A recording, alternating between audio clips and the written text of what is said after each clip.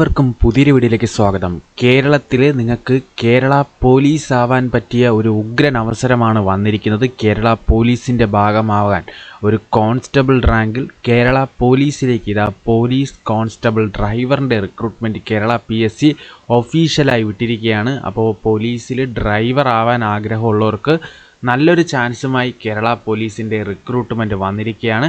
നമുക്കതിൻ്റെ ഡീറ്റെയിൽസ് നോക്കാം.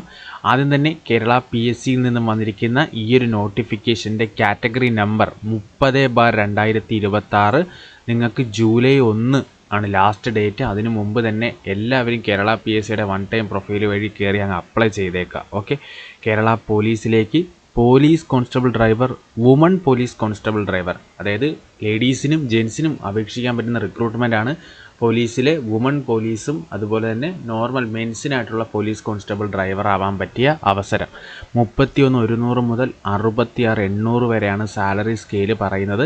പ്രതീക്ഷിത ഒഴിവുകളാണ് കണക്കിൽപ്പെടുത്തിയിട്ടുള്ള. എത്ര ഒഴിവുകളുണ്ടെന്ന് പ്രതീക്ഷിത ഒഴിവുകളെന്ന് മാത്രമേ കൊടുത്തിട്ടുള്ളൂ. Direct recruitment state wide recruitment ആണ്. 20 വയസ്സ് മുതൽ 32 വയസ്സിലുള്ളവർക്ക് അപേക്ഷിക്കാൻ സാധിക്കും. 20 to 32.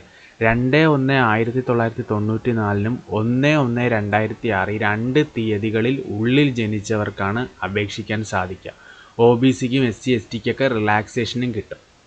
ഇനി വിദ്യാഭ്യാസ യോഗ്യത ഈ റിക്രൂട്ട്മെൻറ്റ് വേണ്ടത് +2 ഓർ ഇക്വലൻ്റ്, +2 തതുല്യമോ അല്ലെങ്കിൽ +2 പാസ്സായിരിക്കുക എന്നാണ് പറഞ്ഞിരിക്കുന്നത്.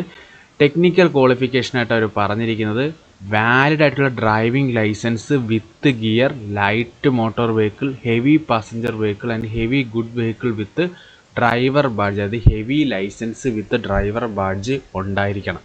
അതുപോലെ തന്നെ ഡ്രൈവിംഗ് ടെസ്റ്റ് നടത്തും. അതായത് ലൈറ്റ് മോട്ടോർ, ഹെവി പാസഞ്ചർ ഡീറ്റെയിൽസിൻ്റെ പ്രാക്ടിക്കൽ ടെസ്റ്റും അവർ നടത്തുന്നതാണെന്നും ഓർത്തിരിക്കുക. ഓക്കെ, ഹൈറ്റ് വേണ്ടത് 168 ഫോർ മെയിൽ, 157 ഫോർ ഫീമെയിൽ ആണ് പറഞ്ഞിരിക്കുന്നത്. ചെസ്റ്റ് 81, 5 സെൻറ്റിമീറ്റർ എക്സ്പാൻഷൻ മെയിൽസിന് മാത്രമായിട്ടും വേണം. ഓക്കെ, ഐയും പ്രോപ്പറായിട്ടിരിക്കണം. പിന്നെ നോർമലി നമ്മുടെ കേരള PSCയുടെ എക്സാം കഴിഞ്ഞിട്ട് വരുന്ന നോർമൽ ഫിസിക്കൽ ഐറ്റം 8 ഐറ്റം, അതിലേതെങ്കിലും 5 എണ്ണം പാസ്സാവണമെന്നുള്ള ക്രൈറ്റീരിയ ആണ്. അത് കൂടാണ്ട് പിന്നെ ഉണ്ടായിരിക്കുന്നതെന്ന് വെച്ച് കഴിഞ്ഞാൽ നിങ്ങൾക്ക് ഡ്രൈവിംഗ് ടെസ്റ്റ് ഇതിനകത്ത് ഉണ്ടായിരിക്കും. ഡ്രൈവിംഗ് ടെസ്റ്റ് നടത്തിയിട്ടായിരിക്കും ഈ ഒരു റിക്രൂട്ട്മെൻറ്റിലൂടെ നിങ്ങളെ എടുക്കുന്നത്. അപ്പോൾ ഡ്രൈവർ ആകാൻ ആഗ്രഹമുള്ള നിങ്ങളുടെ സുഹൃത്തുക്കളിലേക്ക് ഈ ഒരു വീഡിയോ ഷെയർ ചെയ്യുക. കേരള PSCയിൽ വന്നിരിക്കുന്ന ലേറ്റസ്റ്റ് നോട്ടിഫിക്കേഷൻ യൂസ് ചെയ്യുക.